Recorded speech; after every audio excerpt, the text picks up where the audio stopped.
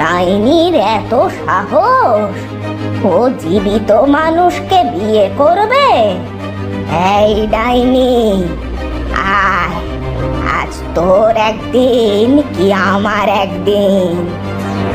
তখন সেখানে ডাইনি আসে আর বুড়িকে দেখে কেঁদে ফেলে। মা, তুমি এখানে? তুমি এখানে কেন এসেছো? তবে এসে ভালোই করেছো। আজ তোমার মেয়ে প্রেমলতার বিয়ে। আমি হলাম একটা পাখি, তোমরা কারা? বাহ, তুমি তো বেশ ভালো কথা বলো। আমরা এখানে থাকতে এসেছি। ওই সামনের কোনো একটা গ্রামে থাকার একটা ব্যবস্থা করে নেব। ও, তোমার কি কিছু হয়েছে? তোমার চোখে পানি কেন? সামনে গ্রামের ওই শেষের দিকে রয়েছে গ্রামের শেষ বাড়ি, ওখানেই আমার কুটির। আমার কুটিরে আমার মা ছিল, কিন্তু কিন্তু কি, তোমার মা এখন কোথায়? আমি ছিলাম এক সাধুর সহকারী। মা চাইতেন আমি ভালো একটা নাম করা সাধু হব। আসলে সাধুদের তো অনেক পুণ্য হয়, স্বর্গে যেতে তাদের কষ্ট হয় না। আর স্বর্গে যেতে কে না চায়, কিন্তু আমার শিক্ষা সম্পূর্ণ হয়নি। তার মানে তুমি পাখি নও? তবে তুমি কে? আমার নাম ছিল পরশ। আমি সাধুর সব কথা মন দিয়ে শুনতাম। একদিন একটা ঘটনা ঘটলো।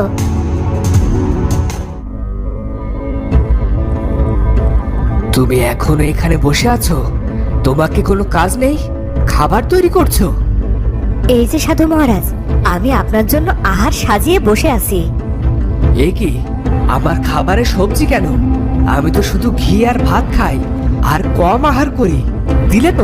দিলে তো আমার খাবারটা নষ্ট করে। যাও, আমার জন্য নতুন করে খাবার নিয়ে এসো আর কাজে মনোযোগী হও। পরশ মন খারাপ করে আবারও খাবার নিতে যায়, কিন্তু এদিকে সাধু তখনও রাগে গজগজ করতে থাকে।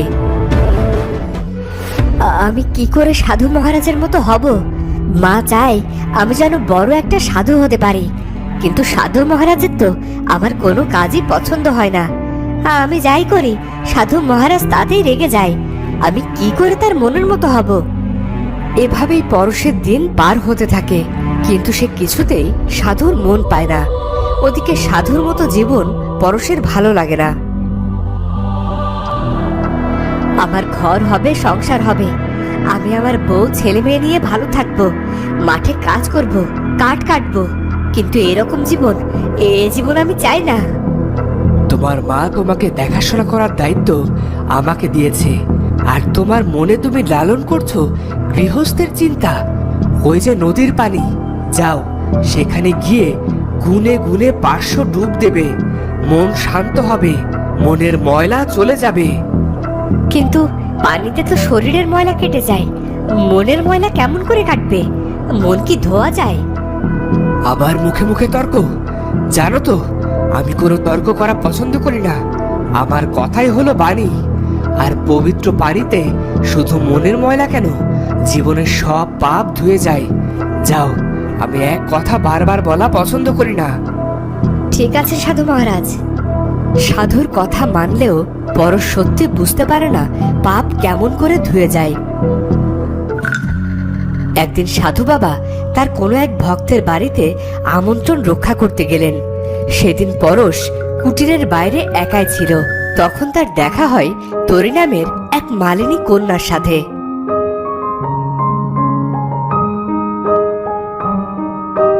কে তুমি? না বলে আমাদের আশ্রমের ফুল নিয়ে কেন যাচ্ছ? বাহরে, কষ্ট করে ফুল ফোটালাম, আর এখন ফুল নিলেই দোষ? ফুল না নিলে মালা গাঁথবো কি দিয়ে? আর মালা বিক্রি না হলে আমার চলবে কেমন করে? তার আমি কি জানি, গাছে ফুল না থাকলে গাছ তার সৌন্দর্য হারাবে। তুমিও তো ভবিষ্যতে অনেক বড় সাধু হবে। তোমরা তো স্বর্গের সুখ খুঁজে বেড়াও, কখনো মানুষের সুখের কথা ভেবেছো? তারা কখনো হাসে, কখন কাঁদে, কখন আনন্দ পায়, ভেবেছো কখনো?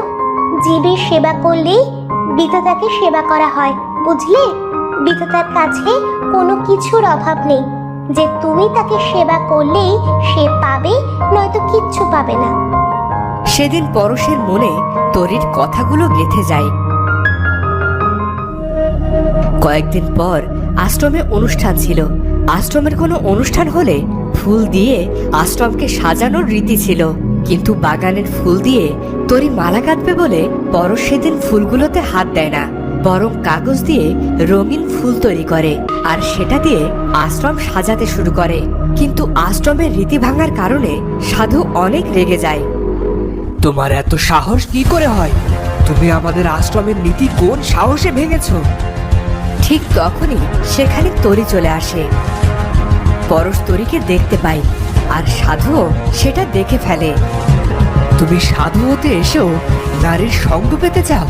তুমি পাপী, তুমি আমার আশ্রমের নিয়ম ভঙ্গ করেছো, তোমাকে শাস্তি পেতে হবে। তুমি পাখির মতো এই ডাল থেকে ও ডালে ছুটে বেড়াবে, কিন্তু আশ্রয় পাবে না। আর মালিনী কন্যা, তোমাকেও শাস্তি পেতে হবে। তোমার জন্য একজন সাধু তার দীক্ষা ভুলেছে, পথভ্রষ্ট হয়েছে। তুমি আজ থেকে ফুল হয়ে ফুটে থাকবে, তোমার পরাগ নিতে আসবে হাজার হাজার প্রজাপতি। সাধু মহারাজ, আমরা অনেক দূরে চলে যাব, কিন্তু কিন্তু আপনি আপনার অভিশাপ ফিরিয়ে নিন। সাধু মহারাজ, আমাদের এত বড় শাস্তি দিয়ে আলাদা করে দেবেন না। কিন্তু সেদিন সাধু মহারাজ আমাদের কোনো কথাই শোনেননি। আমি পাখি রূপে আর তরি ফুল রূপে রয়ে গেলাম। তোমাদেরকে এই অভিশাপ থেকে মুক্ত করে মানুষ করে তোলার কি কোনো উপায় নেই? তোমরাই একমাত্র যারা আমাদের কথা শুনতে পেরেছো। আমার মনে হয় তোমরাই পারবে আমাদের আবার মানুষ বানিয়ে দিতে। তুমি চিন্তা করো না, আমি কালই ওই সাধু মহারাজের সাথে কথা বলবো। বুঝিয়ে বললে সে নিশ্চয় তোমাকে সাহায্য করবে। কিন্তু তা হওয়ার নয়, সাধু মহারাজ মারা গেছেন। সেবার প্রবল ঝড়ে আশ্রমটা ভেঙে যায়, আর তখনই। কিন্তু এসব কথা কাউকে বললে সে কেন আমাদের বিশ্বাস করবে? আসলে কি এমন কিছু হতে পারে? হ্যাঁ, হতে পারে। পৃথিবীতে এমন অদ্ভুত অনেক কিছুই হয় যা আমরা খালি চোখে দেখতে পাই না। তবে ওই দূরের বনে আছে এক সন্ন্যাসী। ওনার কাছে গিয়ে তোমরা তরি কোথায় আছে জানতে পারবে। আমাকে তোমরা সাহায্য করো। বেশ, এসো আমাদের সাথে। সাধু কোথায় আছে আমাদেরকে সেখানে তুমি পথ চিনিয়ে নিয়ে চলো। তখন রাজকুমার পরিণীতা এবং পাখি চলল সন্ন্যাসীর কাছে। পাখি তাদেরকে পথ দেখিয়ে চলতে চলতে সেই সন্ন্যাসীর কাছে পৌঁছলো। সন্ন্যাসী দূর থেকেই তাদেরকে বলল, আমি জানি তোমরা আমার কাছে কেন এসেছো, আর আমি এটাও জানি মালিনী কন্যা তরি কোথায় আছে। কিন্তু আমরা চাইলেই সব কিছু সহজে পেতে পারি না, এটা সহজ নয়। তবে কোনো অভিশাপ কাটিয়ে ওঠা মেয়েই পারে এদেরকে মুক্ত করতে। আমি টেকো রাজকন্যা ছিলাম, কিন্তু প্রকৃত ভালোবাসার কারণে আমার সেই অভিশাপ কেটে গেছে। আমি কি কিছু করতে পারবো সন্ন্যাসী বাবা? বেশ, তুমি দ্রুত চলে যাও পশ্চিম বনে। সূর্যোদয়ের আগে তোমাকে সেখানে পৌঁছতে হবে। ওখানে আছে এক মায়া আয়না। তুমি যদি সৎ হও তবে সেই আয়না তোমাকে উপায় বলে দেবে। ধন্যবাদ সন্ন্যাসী বাবা, আমি এক্ষুনি সেখানে যাব। তবে এখন তোমরা এসো, আমার ধ্যানের সময় হয়েছে। এরপর সন্ন্যাসী ধ্যানে বসলেন। পরিণীতা আর রাজকুমারকে নিয়ে পাখি এগিয়ে চলল।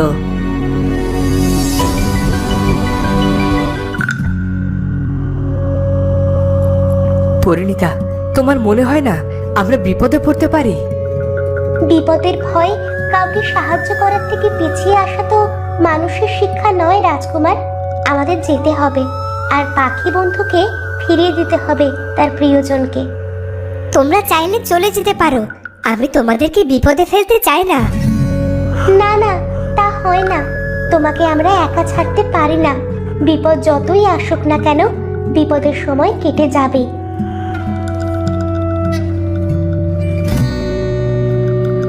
হাঁটতে হাঁটতে ওরা আশ্চর্য দেখতে একটা আয়না খুঁজে পেল। এটা তো দেখতে ভারী অদ্ভুত, কিন্তু এখানে তো তেমন কিছু আছে বলে মনে হয় না। কি করে আমরা সঠিক উপায় খুঁজে বের করব? ঘাবড়ে যেও না রাজকুমার, বিপদে মাথা ঠান্ডা রাখতে হয়। তখন পরিণীতা গিয়ে দাঁড়ালো অদ্ভুত দেখতে সেই আয়নার সামনে। কে তুমি? আমার ঘুম কেন ভাঙালে? আমাকে ক্ষমা করো, আমি তোমাকে বিরক্ত করতে চাইনি। আমি বড় বিপদে পড়ে তোমার কাছে এসেছি। বিপদ? কি বিপদ হয়েছে তোমার, যার কারণে তুমি এই গভীর জঙ্গলে এসেছো?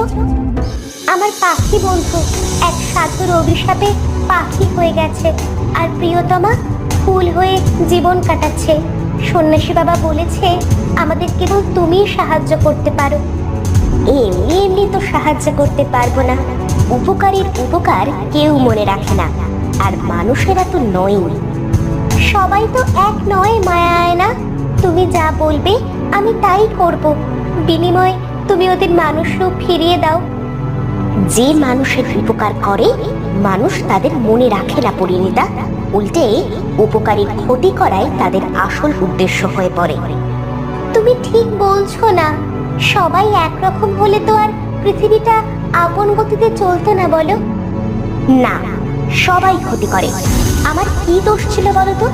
আমি একজন পরিরানী, মানুষের উপকার করাই ছিল আমার ধর্ম। অথচ দেখো, এক রাক্ষসী আমাকে এখানে বন্দি করে রেখেছে। আমার মুক্তি নেই। মৃত্যু আমাকে এখানেই একাকী দিন কাটাতে হবে। বন্দি করা গেলে তাকে মুক্ত করার কোনো উপায় নিশ্চয়ই আছে। না, নেই।